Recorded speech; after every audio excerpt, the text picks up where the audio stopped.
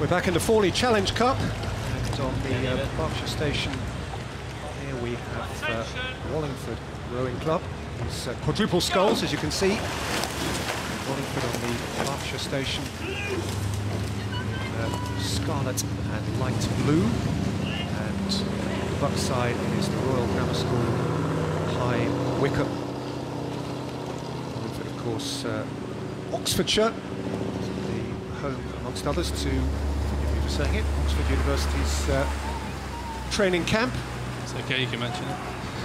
That's the last time. They have access to a terrific 10-kilometre stretch of water, one of the longest usable stretches for rowers on the Thames, and RGS High Wycombe, who train and race at Marlow, coached by Jeff Baker, an old boy of the school, and a Commonwealth Gold medal winner way back in 1958. So the Fawley is a great event. Standards usually very high. I think in this category, so technically under 18, but you see a mix of schools and clubs. So you really get a breadth across the country of everyone able to participate. And as I said, the standard is usually very high, so you get very competitive races.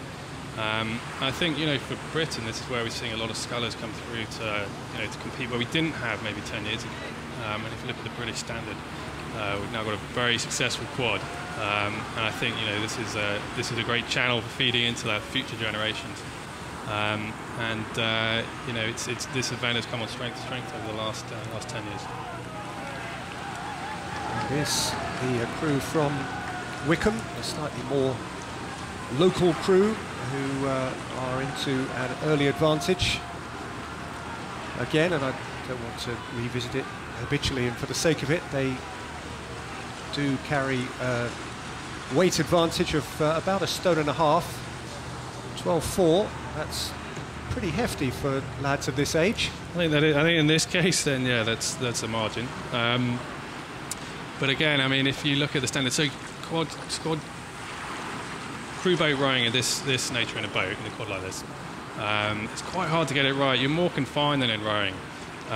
You've got to still have that ease of movement in rowing, but it's much harder to get that sometimes. That sort of sense of flow, just because of your constraints, and everything feels tight. You've got too many oars always going on. There's a lot of different sort of moving parts. And if you can look at Wycombe and before, you saw the same thing. Okay, they're keeping the boat quite lively.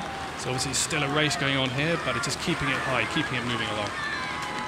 Wallingford, one of those crews who did have to come through the qualifiers. Reaching this stage was in itself a substantial achievement. But their stay here, it would appear, is going to be relatively short-lived. They've stayed close enough to the RGS High Wycombe 4 to feel a certain amount of pride in performance. Indeed, plenty of that, but it is RGS High Wycombe who go through, and Wallingford Rowing Club, whose participation in the Fawley Challenge Cup of 2015 is complete.